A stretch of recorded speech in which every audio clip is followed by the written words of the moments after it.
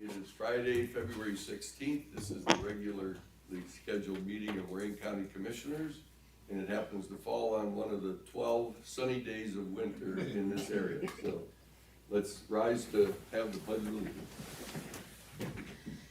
I pledge allegiance to the flag of the United States of America and to the republic for which it stands, one nation, under God, indivisible, with liberty and justice for all. With a little bit of luck, we should pray for this kind of weather on April the 9th. 8th, excuse me. Commissioner Riddell. Here. Commissioner Moore. Here. Commissioner Hung. Here. Quorum. Under resolutions number 1, investments.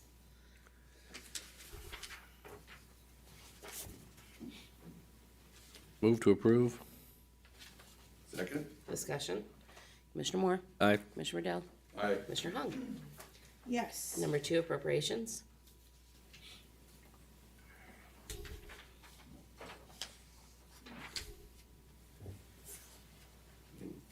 Move to accept. Second. Discussion. Yes. Number 2, it's the professional services for the TB clinic. Mr. Petticord, how are you doing on that in regards to our levies that we are trying to revisit and maybe stop charging people since we have excess funds in that account? Where are we at on that? I think we discussed this briefly, and I think we did it last year. My understanding is once a year, the Board of Commissioners and other entities that are recipients of levy funds certifies to the auditor that the levy funds are necessary. You can certify that they are not necessary and the levy funds will not be collected. I believe that was the plan, and that's what we did I don't think we did it last year, though. I think we were asked to see if we could do it last year. Okay, well, we Yeah. can't do that. Okay. Okay, and we can reduce it. The question that you asked me was whether we could remove it entirely. I do not have an answer for you on that yet. Okay. Okay. I believe that what we can do is not collect it in any given year. Then what's the timeline when we could do that, make that decision? Because, I believe it has to be certified. Karen may know that. I believe it's in November. yeah, when we go to the and auditor. I thought they already certified it, so we couldn't do anything at that time. So, well, so I can Okay. add a little input. So, yeah, it is done through the Budget Commission. Correct. We would make the request, Mr. Snug, Mr. Petticord's correct, that sorry about that. That's payback for Oh, boy. Yes, so the auditor does have to certify those. So yes, correct. At the time last year, the deadline had passed. So what we will do, we will make that request about the levy funds to the Budget Commission this year, and so the following tax collection year in 2025, we'll be able to remove those if that's what we deem. Well, we have, the way, what the discussion was a year and a half ago was we have over 10 years' worth of funds in there.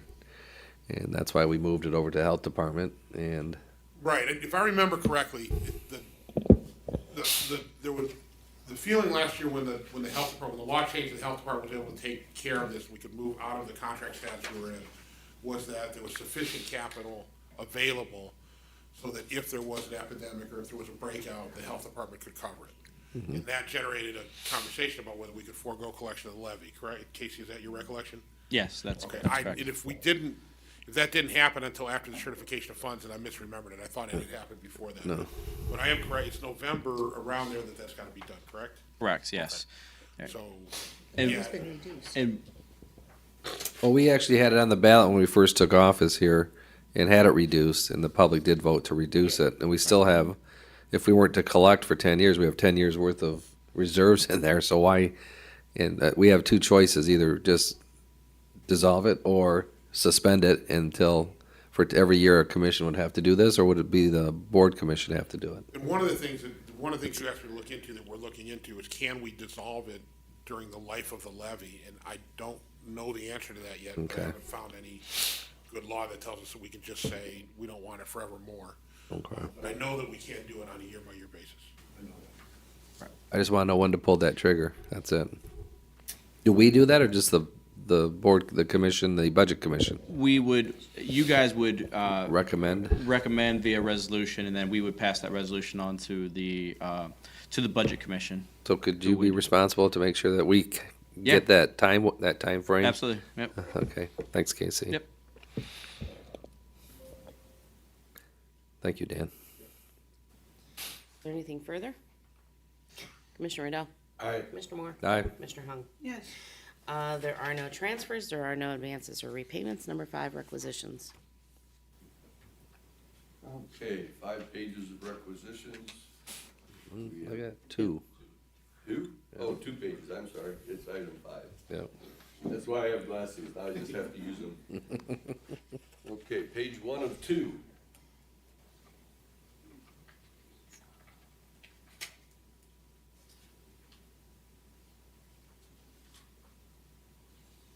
I don't know if on item 646 and 647, I don't know if Casey can help me with that.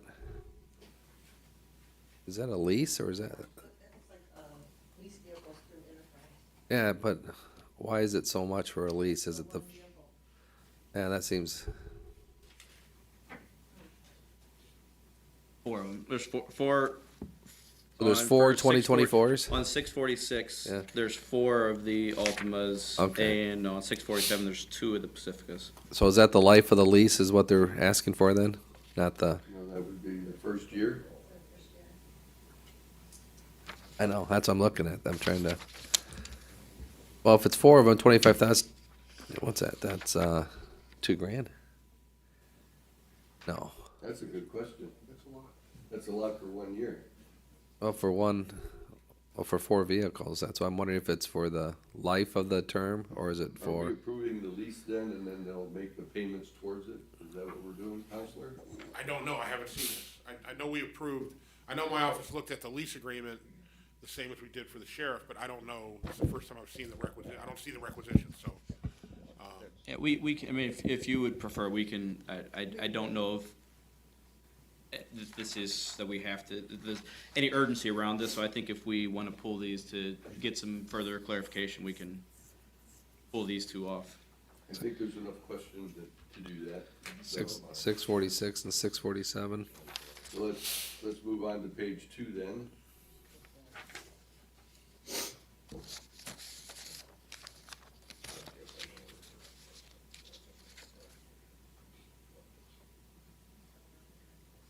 And the only one of significance that I see is 665 with Corsa.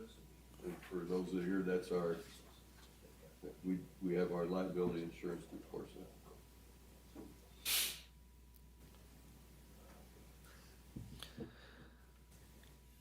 Okay, move to approve pages 1 and 2 with the exceptions of 646 and 647. Second? Any further discussion? Commissioner Moore? Aye. Commissioner Riddell? Aye. Commissioner Hung? Madam Clerk, I'll be approving with the abstention on 648 as well.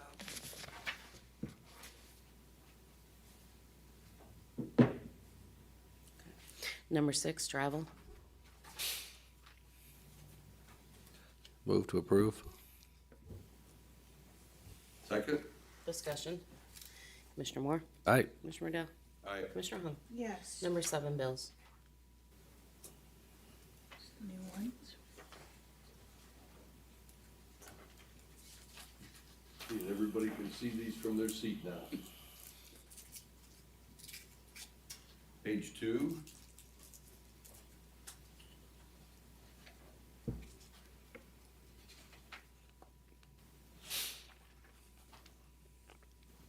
Page 3.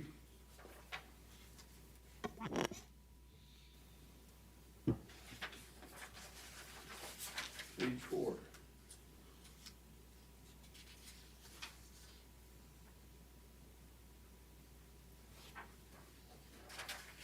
Page 5.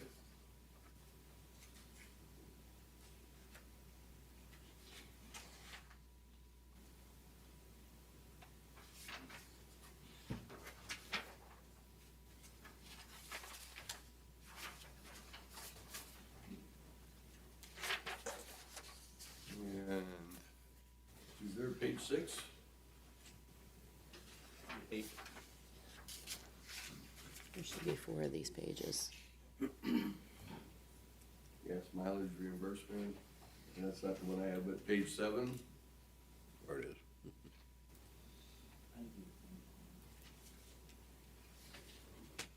And page 8.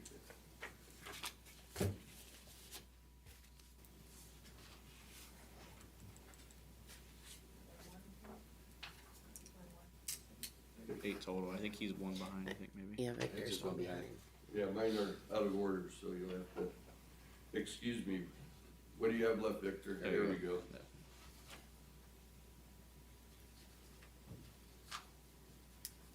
So that's all of them? That was it.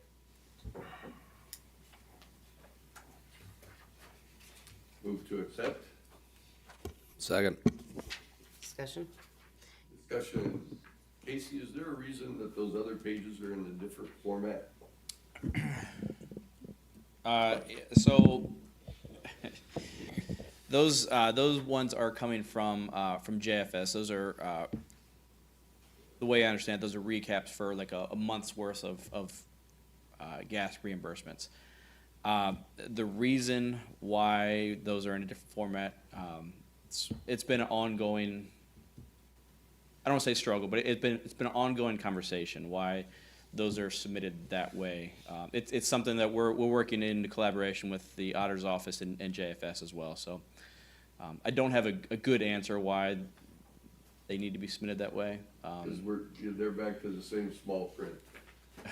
Right, those, yeah. So, yeah, those are forms, frankly, I think those are probably outdated forms that they've been using for a significant number of years that just old habits, old processes die hard, as you know, so. We'll continue to work towards getting rid of those forms, though. I'm sure that we can find a way for 3 departments to collaborate. You would think. Okay. Any? Clerk? Commissioner Riddell? Aye. Commissioner Moore? Aye. Commissioner Hung? Yes. Number 8, county commissioners may recess an executive session to consider the appointment, employment, dismissal, discipline, promotion, demotion, or compensation of a public employee or official, along with any other matters as specifically identified by motion in accordance with the Ohio Revised Code 121.22G 1 through 8. Unless expressly stated otherwise during executive session, matters discussed in executive session are designed by the county commissioners as confidential. Because the confidentiality of such matters is necessary for the proper conduct of government business, any disclosure outside of executive session is prohibited by Ohio Revised Code 102.03B. While in executive session, the county commissioners may discuss and deliberate on the matters at issue, but no votes may be taken until open session resumes. And I don't believe we have any public comment today? No. No. Old business? Old business? I do? Okay. Yeah, I would just like to report back that the item that we tabled for the lead grant, we had a meeting with the consultant and with staff. Unfortunately, this week Drake is on vacation, so we'll be scheduling a meeting with Drake in order to move that forward and try and get that into it, but we may be running against a deadline where we will not be able to do anything further without risk losing the grant. So I just wanted to report back that when we tabled it, there's a conversation in progress, and we'll be taking final action on the next Tuesday meeting. Enough time? Oh, okay. Yeah, the deadline is Wednesday. Yeah, well, no, we don't have enough time then. Our next meeting's in 2 weeks. Yeah, but the Wednesday after that is the deadline. Oh, okay, I'm So thinking. we have one more meeting to try and crinkle some of this expense out, and, but it may be one of those things where the state red tape wins. That's what I have for old business. Okay. Can I ask a question? Yeah. Director Duncan's shaking his head back there. So the money has to be dispersed, and what is the deadline for expending those funds, Director Duncan? Yeah, it's not that the money has to be dispersed, it has to be allocated Appropriate. by the end of May. So it's, I know it's only 40-some units, but it takes a lot of time to get that done, so hopefully we can get this done at the beginning, in 2 weeks, at the beginning of that Yes. Tuesday session, so we can move forward Commissioner, with this. the timeline is that by that Wednesday, the 28th, is that what it is, Rob? I don't That's remember the date that exact we have to date, engage the consultant if they're gonna be able to meet the deadlines for the Right. grant. right. Yeah, it's a very short time to get all those in, but yeah, hopefully next Tuesday, Tuesday in 2 weeks, we can move Parameters of the forward. grant is that the money has to be allocated by May, which means you have to do all the vetting of the projects, all that kind of good stuff, and that gives them April and May to do that, and then we have 2 years to spend the money. Correct. Which recognizes, contractors and bidding and all those things, but, Correct. Doesn't As far have to as be the spent till ability to work on 26, the- but it does have to be allocated. yeah. And so our ability to negotiate the fees for managing the program, whatever we're gonna do has to be done by Wednesday, the 28th. Correct. So you're looking at a 2-month time frame then, Director Duncan. Do we have folks that are interested, kind of sort of lining up in your queue saying, hey, We we're do. interested when it comes out? We do. We have a number of projects already lined up. It's just we have to get into contract with the consultant to be able to get those vetted.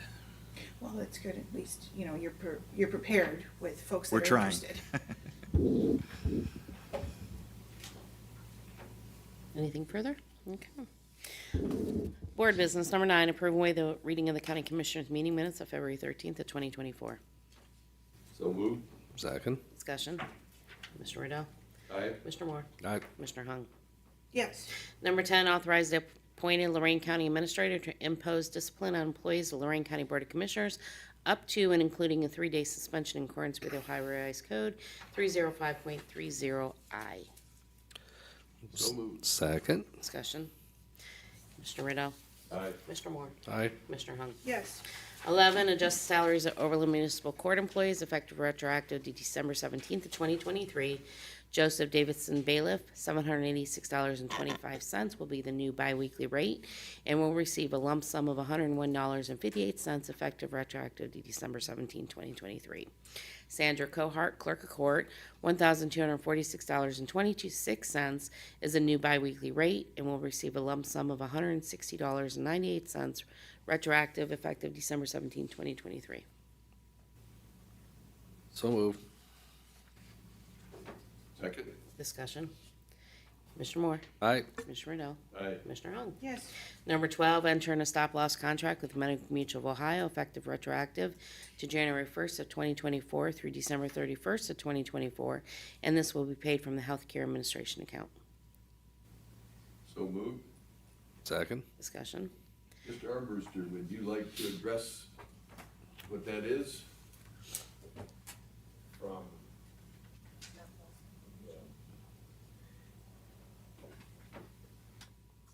I wish that our medical people were here, but we have a stop loss. In other words, if we spend so much money for one individual in the crisis that they're in, then the insurance, we don't cover anything beyond that. So we're covered by the insurance company, by Medical Mutual beyond that.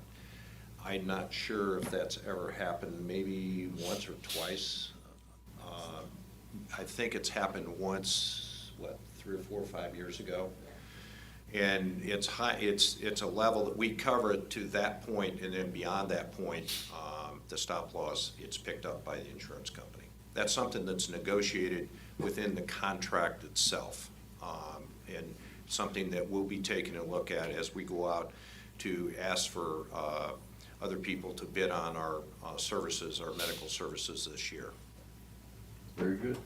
Basically insurance on insurance, because we're self-funded, so, yeah, yeah. And that's one of those things that it's bad news to have to pay the premium, but it's good news if you didn't have to use it.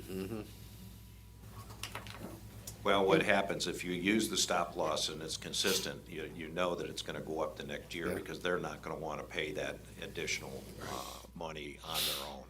So it's a negotiated number in the process. Thank you. Clerk? Commissioner Riddell. Aye. Commissioner Moore? Aye. Commissioner Hung? Yes.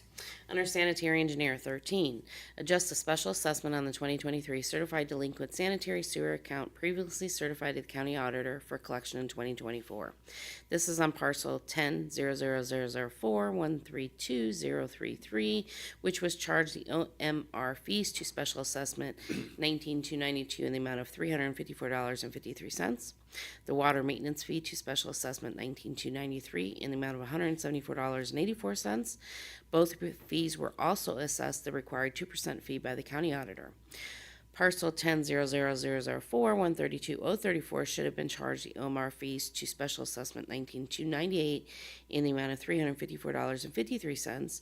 Also charged the water maintenance fee to special assessment 19,233 in the amount of $174.84.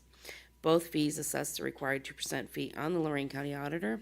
Removal of these fees from parcel 10-00004-132 through 03, and adjustments to the fees to the parcels 10-00004-132-034 to correct the 2023 sanitary engineer tax lien certification of sanitary sewer accounts for the collection in 2024. So moved. Second. Discussion. Commissioner Moore? Aye. Commissioner Riddell? Aye. Commissioner Hogg? Yes.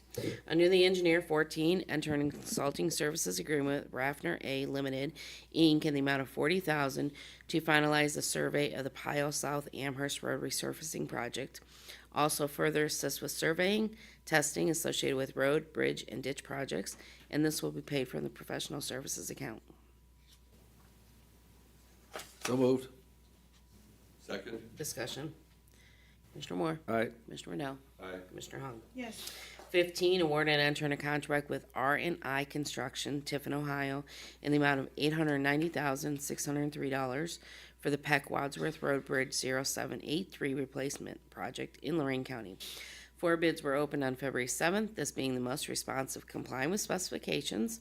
Issue notice to proceed upon full execution of the contract, and this will be completed on or before November 15th of 2024. CEAO will provide 90% of the project cost, and the remaining 5% of $44,530.15 will be paid from the engineer bridge project account. So moved. Second. Discussion. Bob? In the past, we've had, you've submitted some tabulations showing the bids, and there were 4 bidders on this, so, we're going to deal with this today, but in the future, could we get those so that the public can see the bids as they came in and why we chose who we chose? Sure, 'cause we have to put those together anyway, because we evaluate the bids to, see if there's any errors in it. So, yeah, we can submit that over with the board resolution. Thank you. Commissioner Moore? Aye. Commissioner Riddell? Aye. Commissioner Hung? Yes. Under the Sheriff, 16, enter in consulting services agreement with Lakota Way, Inc. in the amount not to exceed $42,333 to provide substance abuse counseling services to the inmates, which is effective retroactive to January 1st of 24 through December 31st of 25. This agreement is for 36 hours of counseling per week at a rate of $25.44 per hour. Includes the option for 2 annual renewals and will be paid from the jail inmate commissary fund account. So moved. Second. Discussion. Commissioner Moore? Aye. Commissioner Riddell? Aye. Commissioner Hung? Yes. County Administrator's update. Good morning, Commissioners. Good morning. I have a brief update this morning with regards to transit. First of all, Lorain County Transit did apply for a grant through ODOT, Ohio Workforce Mobility Program. And that grant would be to assist us, Lorain County Transit, with connecting with GRTA at the Ridge campus in North Ridgeville. We did not receive the grant, but a lot of times we're so good at telling folks when we do get a grant, we fail to tell when we don't. So my report is to let you know that we are applying for grants on a fairly regular basis. We don't always get them. This one was one that we applied for late last year that we did not get. However, the good news is we did receive a grant from ODOT in order for us to use these grant funds as our local match towards our microtransit pilot program. So instead of having to pay out of our general fund for our local, we do have funds available through this grant that will cover our match for the microtransit services. And then finally, Commissioner Moore, you had asked about checking into the possibility of maybe rerouting our downtown loop, which currently goes by Aldi's out on Elyria Oberlin Road next to Rural King. So we did a little research on that. And if we were to take that downtown loop and extend it all the way out to Chestnut Commons, it would take our 10 to 20 minute ride service to over an hour. So we have a couple of options on what we can do. We can actually start a second bus on that downtown loop. Then that would decrease the amount of time that you would be on the bus, riding the bus from point A to point B. And that cost is a little bit over $100,000. We have some grant funds available. Local cost would be about $55,000. We also can modify the Route 52 so that it goes back to the transportation center, which is what we call the hub. So the folks that can ride the downtown loop to the transportation center could then get on bus 52, which takes them to Chestnut Commons. The problem with that, again, depending on when you're getting on Route 52, you might have to ride the whole route, which could take you back up to Lorain before you get over to Chestnut Commons. So it's a long time before you get back to Chestnut Commons. I invited the Elyria City Councilman that actually brought this to our attention, Mr. Brad Armstrong. He's shaking his head. You want to come on up, or you want to have anything to add to help? I just don't understand why. You gotta come up. Yeah. I invited him up to come here, and I didn't think I told him I was going to have him come speak, but I'd rather have a public discussion Sure. on how we can alleviate some of the issues the city's having. Discussing that. Okay. Well, and just, Well, go ahead. I do have, my third option Okay. is when we implement our microtransit pilot program in July of this year, it will solve this problem, I'm thinking, for the city of Elyria, to get folks from areas where there is no grocery stores to areas where there are grocery stores. So those were my three options. And Teresa, I think I gave you a proposed route if we do add a second bus onto the downtown loop. So if they went with the vendor, is there a cost? And that's the one they do on the app, Karen? Right. Right? Right, correct. No, there would be no additional cost. It's, the idea with the microtransit is to get people where they need to go as quickly as possible. But you're using a compact vehicle, it's not a big bus to do that. And that gives them ease of access to get where they need to go quickly. Okay, Mr. Armstrong? This is the second. Yeah, that would Bus. be adding a second bus to the existing downtown loop. So why can't can we pull that picture back up? It's on, it's on.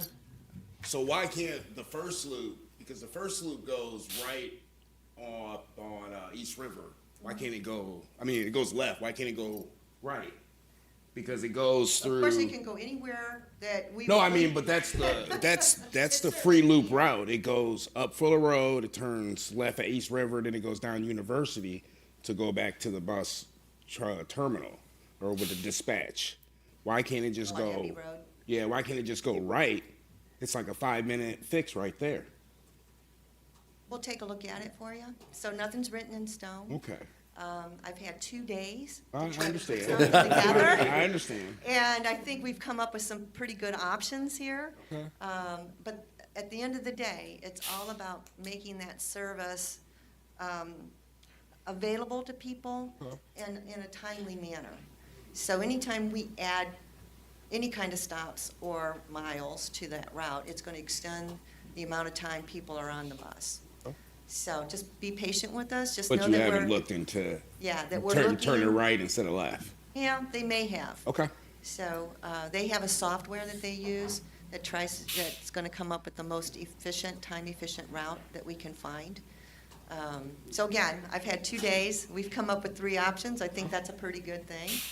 I did ask that the transit ladies check with the driver, and they do not have a record of how many folks that are currently going to the existing Aldi's. So they didn't seem to think that there was a lot of folks picking up that downtown loop at that end of town right now. So, but the idea, again, is to get folks that don't have available transportation to the grocery store. So, you know, right now, Aldi's is somewhat within walking distance of a lot of people.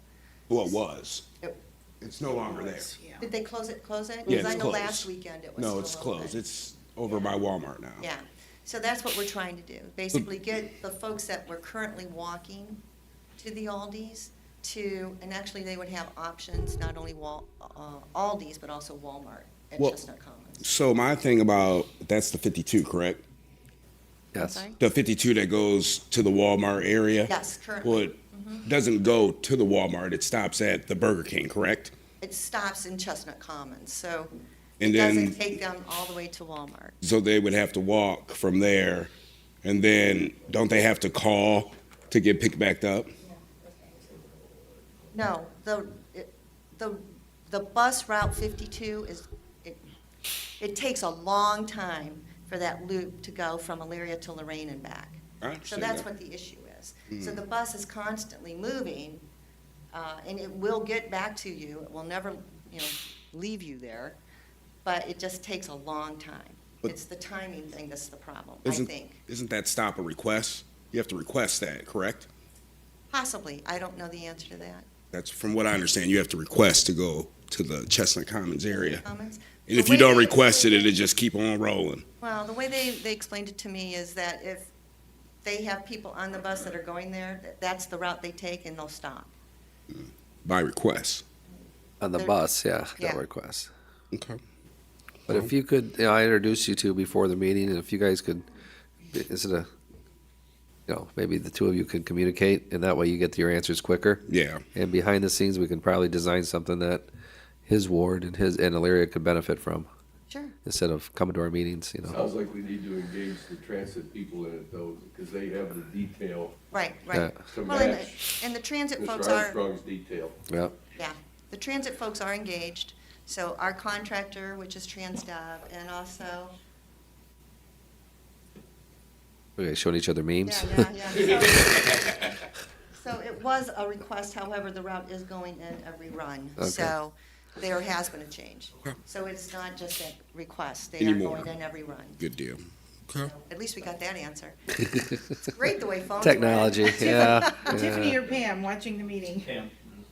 Oh, was it? Okay. Thank you, Pam, for watching us. Thanks, Pam. Yeah, I'd like Same to here. talk after. Director at Transportation. So, Okay. yeah. But, Thank you. Well, I appreciate you coming in, and hopefully this can keep the communication keep going and get it fixed. So And currently, Pam and Mr. Armstrong are in the same building. I wonder if that's an opportunity. they are. To make an introduction. Pam's in this building. Pam's in this building. Yes. I'm over there. What Commissioner Riddell is Mr. saying is there's an Armstrong is in this opportunity building. to make. Oh, you mean right now? Today. No, City Hall. Karen's not done, because I have a question, Jeff. Go All ahead. right. Thank Yeah, you. Thank you, Mr. Armstrong. The first one, Karen, you went so fast, and if you could go over the grant that we didn't get, what were we applying for again? So there is in North Ridgeville, at the college's Ridge campus, I think is what they call it. Okay. And I don't remember GRTA's bus number, but they have a route that comes right to the Cuyahoga County border. Right. Yeah, it's over there on Lorain Road. Yes, For folks that yes. are watching on Lorain Road by the Panera and the Yeah, so Chipotle over there. the request from the college was how do we get that bus to go all the way to their campus? And/or how do we get a Lorain County Transit bus to connect with that GRTA bus at the Cuyahoga County line? So we worked with GRTA, and in fact, they did most of the work, quite honestly. We partnered with them. They pulled the heavy load in putting a grant together on how we could do that and fund it. And that was what was submitted to ODOT as part of a workforce mobility grant. So it was the first time we have actually had a partnership with GRTA that I'm aware of. And it was pretty exciting. Was a little disappointed that we didn't get the grant, but we'll try again. Well, the only reason I was asking is, so you're saying they were doing kind of the heavy load in the application, and sometimes with those grants, we get the opportunity to go back and reapply and make a correction here or there that they were looking for. But if they were doing the heavy load, that's not in our court then Yeah. to do that. And I just say this because our Lorain County Transit has 2 employees. With GRTA, they have a lot more employees, and they actually have specifically a department that does nothing but grant writing. Yeah. And so it was really, it helped us out immensely that they were able to do that for us. And of course, it was a partnership between 2 government entities, so there was no cost to us to have them do that for Well, us. thank you for the update, and it illustrates to the public that, you know, we're at Lorain County, working with Cuyahoga County, trying to find a solution. Right, Thanks absolutely. for trying. Yes, we're always trying. We don't give up. So I guess, any other questions? Oh, so the July micro, is that for Elyria or for Lorain? Both, Okay. both cities. Okay.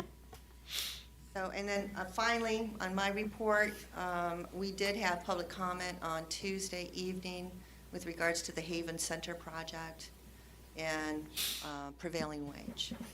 So I've gone back and I've done additional research.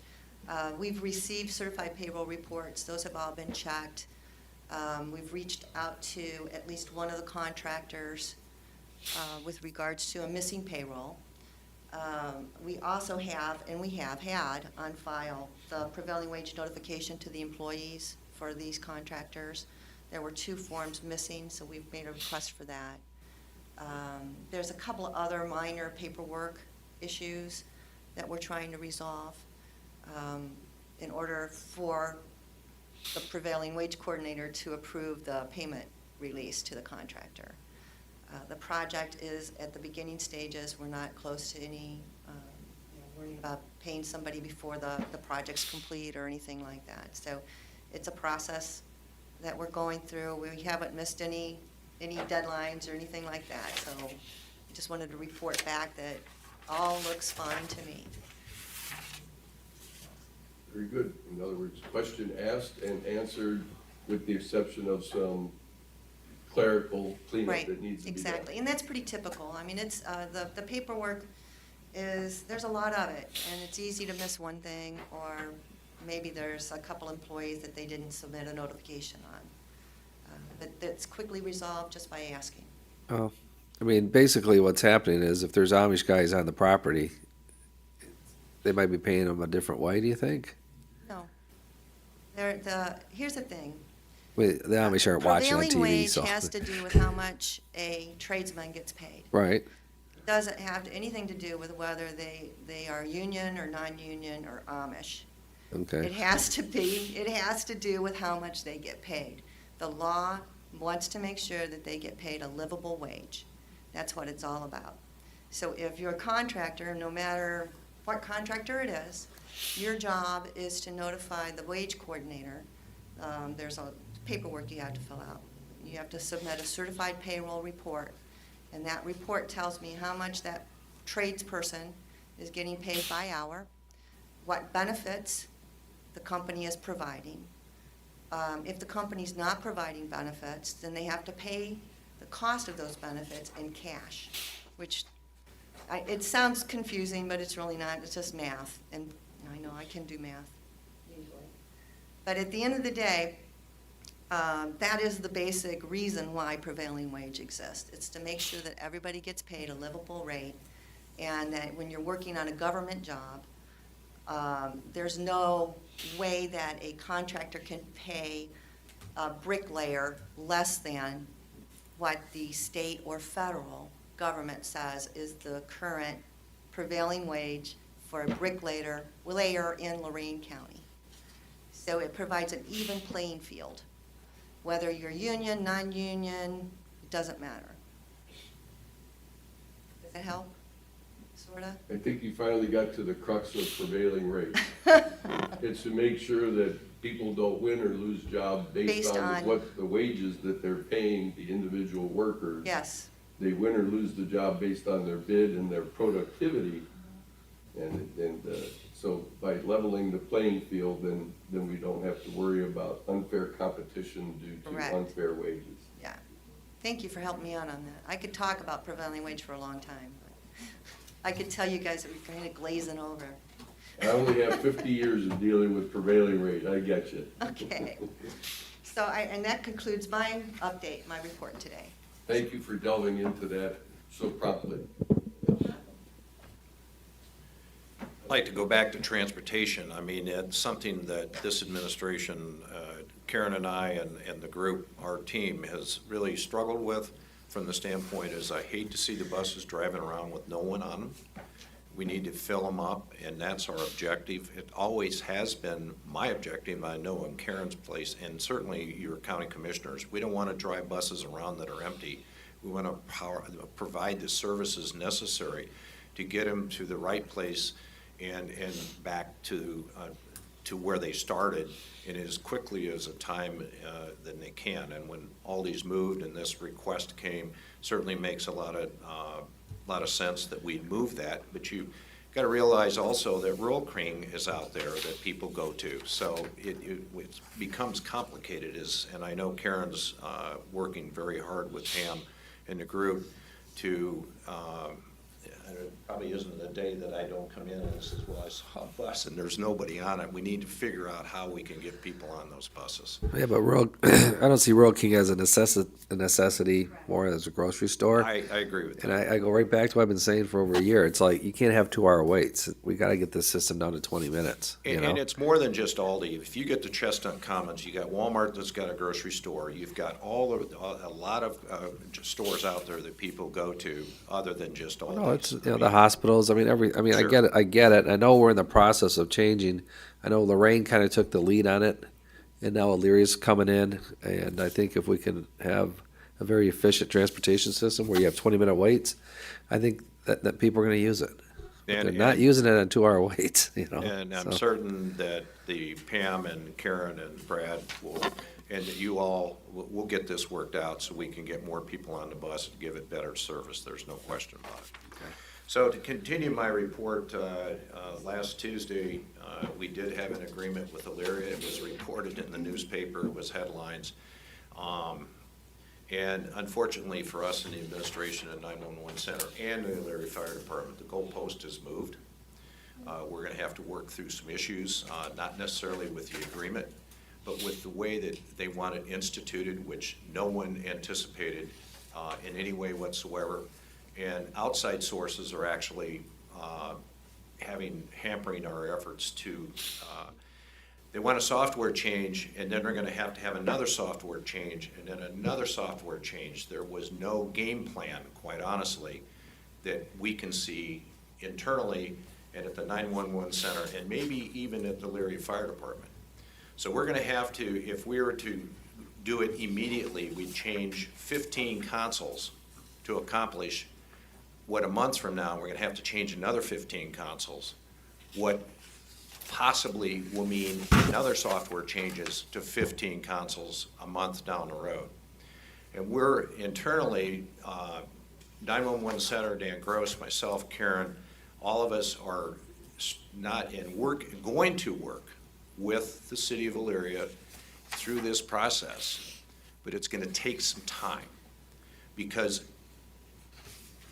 who's paying the bill is the city of Elyria residents.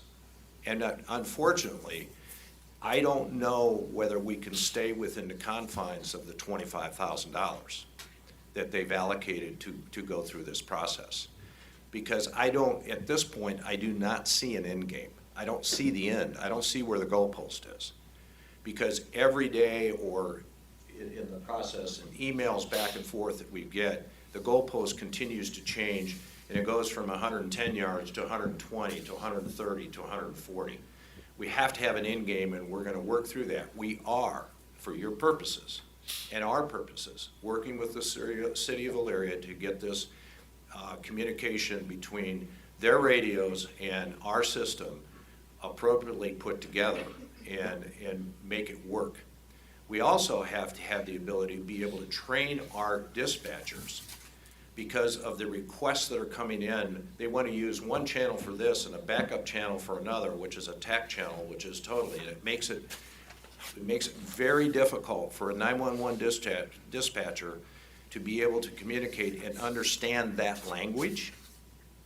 We need plain English to speak to, and unfortunately, what we have at 911 is plain English, which is requested by the federal government and the state government.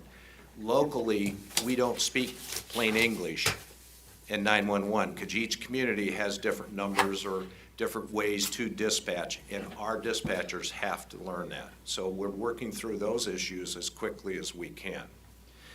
To add to that, we're going to be having a meeting, several meetings on the 27th of this month, which is Tuesday. We'll have a morning meeting, an afternoon meeting, and an evening meeting for all of those communities that want to actually put in a radio request change. There is a process.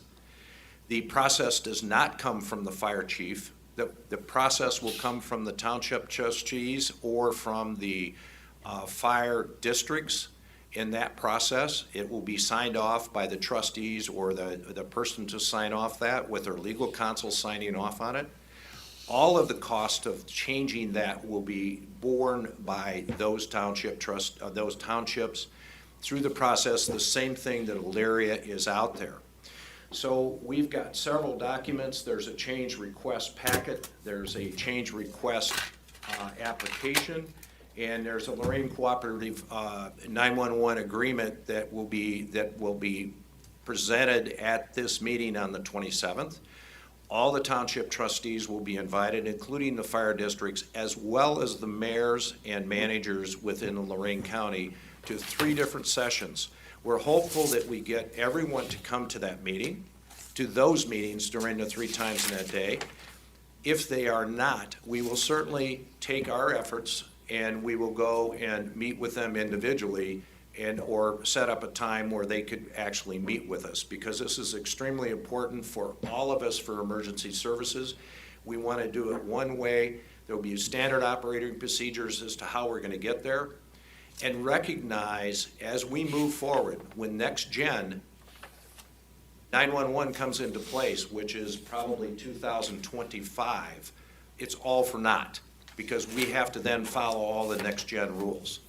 And I'm not sure where these private radio systems fall into that system. And this is what they're connecting to. They're connecting to a CCI private radio system that is not backed by the county by Lorain County. So with that, we're hopeful to have a very positive conversation on the 27th. These letters will go out and emails will go out. I'm not sure they'll get out today, probably on Monday, but it would be Tuesday the 27th. Timing-wise, we haven't set up the time, but there'll be a morning meeting, an afternoon meeting, and right after the county commissioners meeting, we'll have another meeting for those township trustees or individuals that cannot meet during the day to present this process. But this is for the elected officials and the people that are going to sign the contracts. And if they want to bring anybody they want, they're more than welcome to do so. But this is for the township trustees that they have a process to go through, as well as the mayors and managers with their city councils to go through this process, so they all understand that any costs associated with going to a private system is going to be borne by those communities and not Lorain County 911. And the villages. You forgot the And the villages. villages, I'm sorry. There are some villages out there. Jeff, by the way, the offices are closed Monday for President's Day, so. This It would be the Took away- 27th took away Teresa's is the thunder. Tuesday, is a Tuesday. Yes. I'm saying if you don't get it out today, it will go out Tuesday, not Monday. Well, we might work on Monday, how's that? Oh, there you go.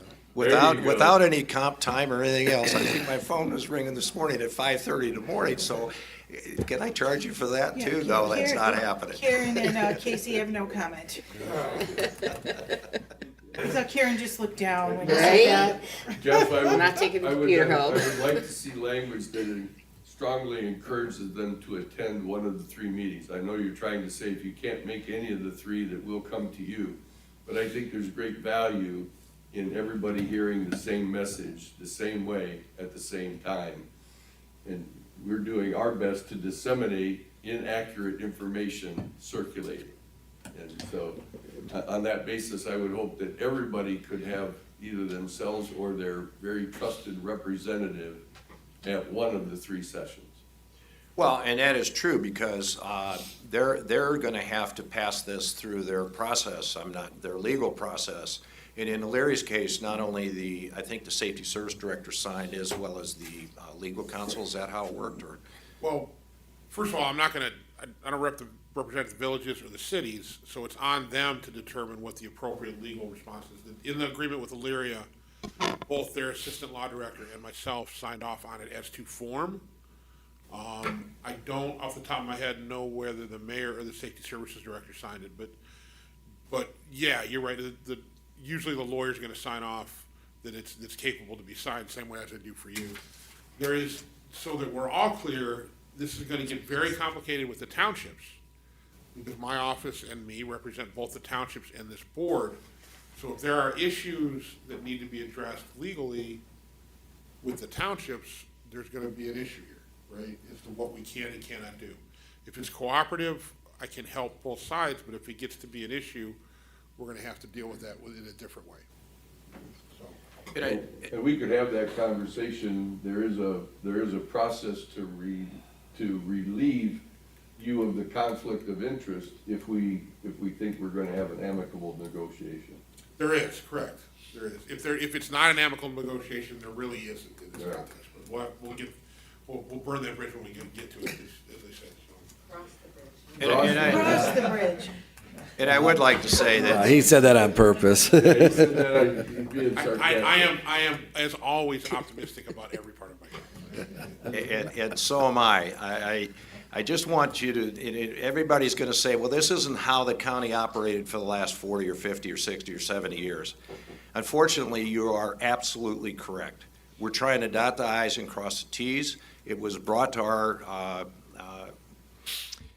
attention that some of the MOUs in the past, and in fact, all of the MOUs in the past, were agreed to by people that did not have the authority to do so. And unfortunately for this administration, we had to look far and all the way back to 2014 for one of those agreements that was actually signed by the proper people. And then realizing that the comments that we've done in working with Petticourt's office is that we had to have standard operating procedures. We had to get the proper authorities to sign this, because no longer can just Jeff Armbruster sign something and encumber you guys in an MOU.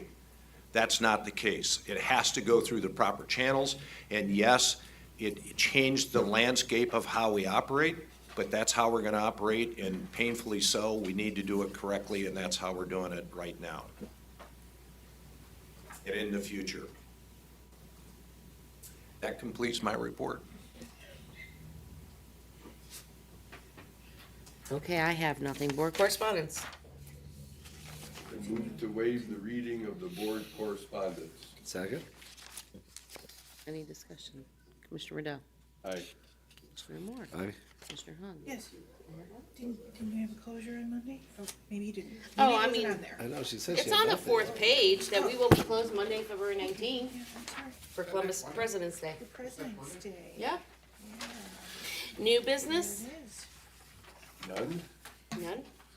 And I have no public comment either. Oh, okay. And I believe I'll be making a motion to go into executive session, but I don't believe that any of the issues in that will conflict with the personnel summary sheet.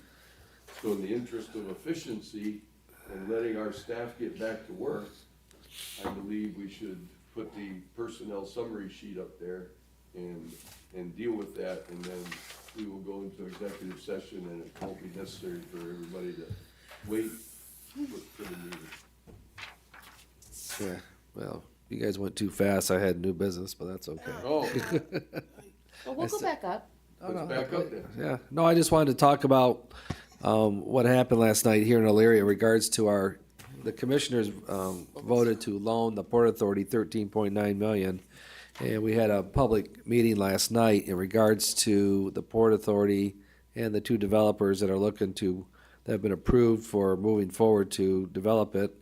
Last night, we expected maybe 50 to 100 people. There was over 300 people that attended.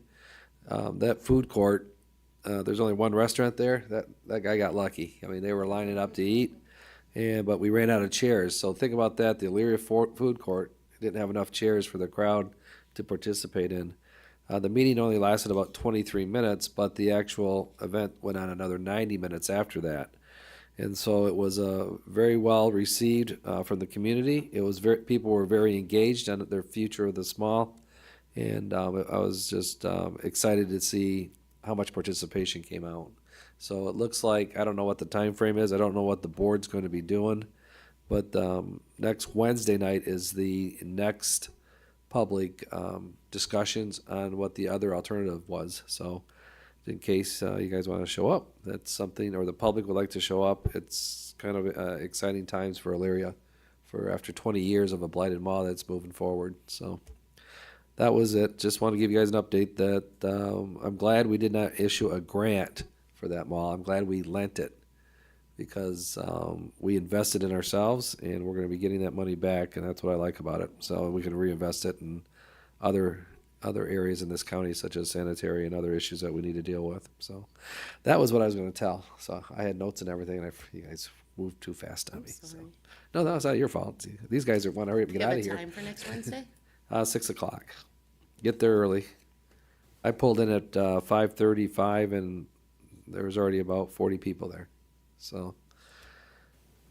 I apologize. No, you Not guys want to giving get, you an no, you guys opportunity. want to hurry up and go into exec, I can tell. Good news. Mr. President? Mr. President? Don, are we premature to talk about that $1 million grant, or do you want to push that off until your legal contract is signed and dotted and done with Lee crew? Let's push off until we have the resolution before you. That Okay. way we can go into greater detail about everything. Suffice Thank to you. say, though, you're working on it. Yes, thank you very much. No public comment, so we might as well go to exec, or what? So- Oh, No, we we're- want to do We this, have to right? do the personnel oh, summary sheet. so we're not gonna be doing anything on personnel? I think we should wait till after. It doesn't exec. impact what's on the sheet. Okay, okay. I don't know if that's full power or not, but My understanding of what you want to discuss in executive session as it relates to personnel would not, unless something changes, would not impact whatever you're doing on the personnel summary sheet. Okay, there we go. My understanding is you want an update on a process that's been going on for a while. okay. So let's, Well, I mean, this does affect me because there was some information that I don't have regarding the summary sheet. So if I had it, then, my position on something might change. But if you want me to vote on it now, I could just abstain. Don't look at me, I don't know what's on the personnel summary sheet or what issues you're talking about. I have one thing that the president of the board asked me to talk to you guys about in executive session. It's the will of the president of the board. Yeah, okay. That's what he wants to do. well, let's put this up for discussion then, if you have a question. And after the question, if you still feel the need to abstain, you can No, continue I to think, abstain. I think the commissioner would like to talk about it in exec. Would that be appropriate? That's what Some you're of the asking. personnel stuff, I will, I'm trying to read things here that I'm not aware of, but generally speaking, it's better if there are personnel issues that someone is not informed about, that we talk about them in exec, so that we know what can and cannot be disclosed in public before we vote on it. Is that, Commissioner Hung, is that kind of where you're going? Yeah, Okay. So if that's the case, if there's something on the personnel summary sheet that We I'm should not wait. aware of, then we maybe would bring it back when it comes out. Okay. I'm gonna kind of go Okay. with the guidance, whatever the president of the board wants to do. Well, we have 4 appointments and 1 salary increase. I don't see anything controversial here. But I will accept that, we can come back and do it later. We'll do it after the after exec. Do it after the executive Yeah. session. You wanna move into exec? I would suggest that the motion be the move into executive session for the reasons stated by the clerk, as well as, to talk to me about pending or imminent litigation and for matters that otherwise are required to be kept confidential by law. So moved. Second. Discussion. Commissioner Moore. Aye. Commissioner Riddell. Aye. Commissioner Hung. Yes.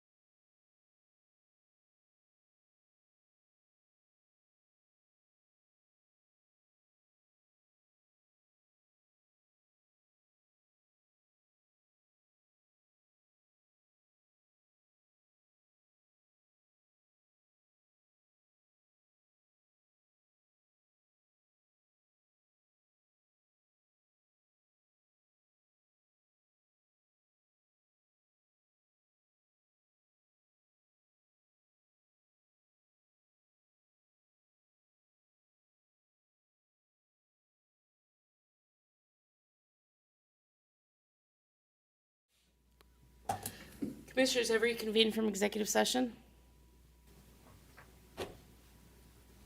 And can we have the summary sheet? There we go. Into focus a little bit. Well, maybe you don't have your glasses on, they're focused. Oh, you can read it? Yeah, I can read it. Move to approve the personnel summary sheet. Second? Discussion. Commissioner Moore? Aye. Commissioner Riddell? Aye. Commissioner Hung? Yep. Hey, Teresa snored on that one. I know, I was, That having been done, that completes our work for today. We are adjourned. thank you.